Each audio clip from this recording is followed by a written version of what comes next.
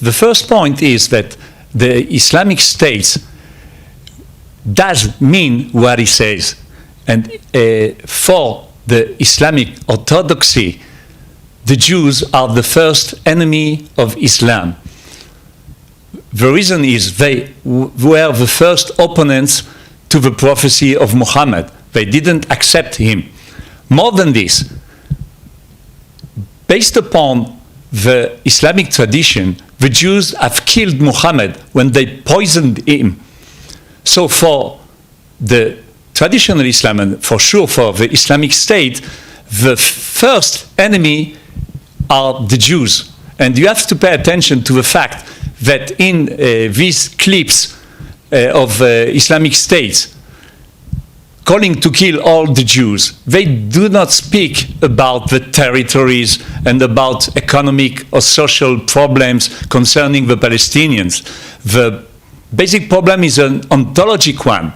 The Jews, as Jews, must be killed. They must be killed by the Muslims since they oppose the Orthodox Islam, since its real beginning.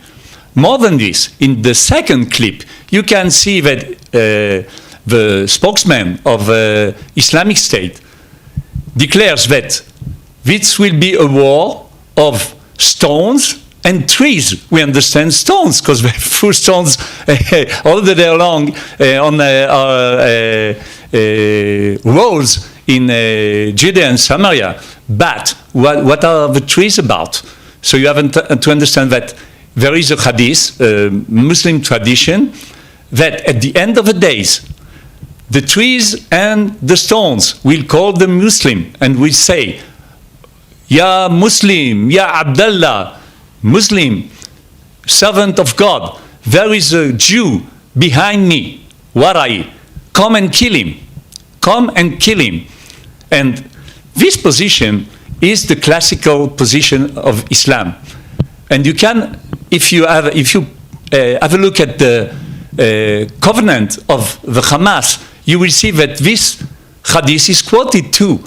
And if you watch the Palestinian TV, you will see, for example, that one of the religious clerics of the Palestinian Authority, Mudairis, is speaking about this hadith, and is explaining why do the stones and the trees say, Muslim, come, there is a Jew behind me, come and kill him, because they hate them, because all the universe hate the Jews.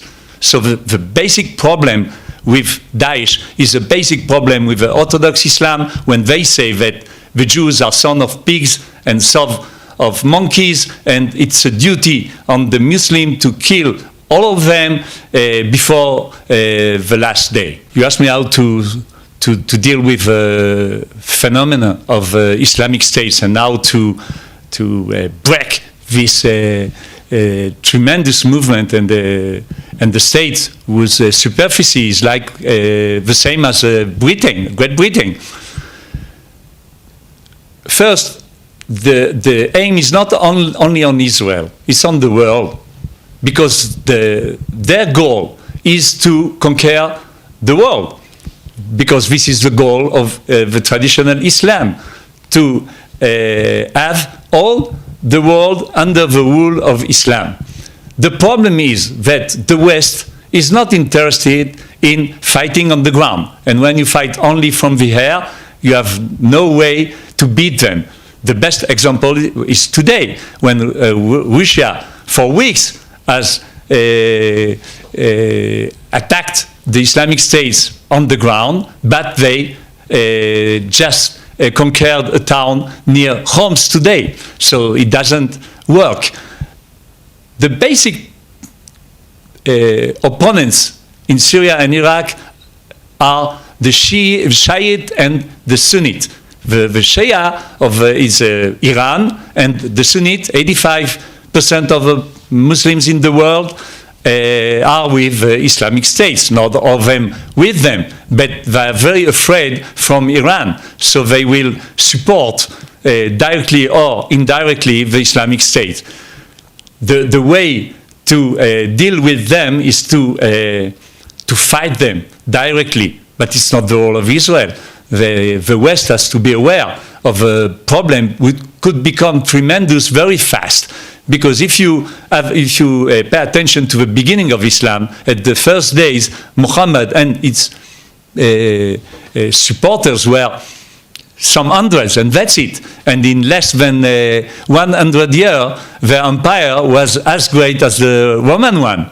So we have to be careful and to kill it when it is young. You are speaking about Arab terror. It's not Arab terror. We have Arab Christians, and they don't make any problem here.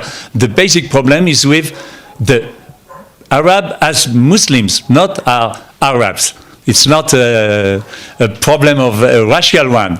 It's basically a religious problem of the Orthodox Islam. Their point is based also of this new wave of terror is based upon the ideology of Abu Musa Basturi, who belongs to the Islamic State. And he say, you have to work with lonely wolves, because a lonely wolf has no problem, he could not be identified before he performs his attack by the services of security. It's very difficult. So even if the damage it causes is less tremendous than a bomb or something like this, it has some benefits for them. What are the benefits? The first one is the population is afraid. The population lives under this terror, and so children will not go outside, the economy will be weakened, and then they hope, as a second stage, people will say, well, it doesn't work, and I go away from here. That's their opinion, and up to now, we didn't succeed in stopping this new phenomenon. For sure, there is a connection between the Masjid al-Aqsa, what they call Masjid al-Aqsa, and the Temple Mount, and this new form of terror. But you have to understand that in Islam, Jerusalem is not important. If you have a look at the Quran, you will see that Jerusalem is not mentioned even one time in the Quran. We have only one verse in the Quran in which Al-Aqsa is mentioned. But during the first 2 centuries of Islam, Al-Aqsa is not linked to Jerusalem. In the Islam, Jerusalem, Al-Quds, is called Salis al-Haramaini, the third of the 2 holy cities. There are only 2 holy cities, Mecca and Medina, that's all. So for Islam, Al-Quds is irrelevant, not important, and I can prove it. For example, when there was here Islam domination of this region, their capital was not in Jerusalem but in Ramleh. And during the 19 years of the Jordan ruling here in Jerusalem, Jerusalem was not the capital of Jordan. And more than this, the wall was not a place of visit or of pilgrimage for the Muslims. It's not relevant. The point is that every time there is a foreign domination of Jerusalem, government on Jerusalem, then some clerics speak about the importance of Jerusalem in the eyes of Islam.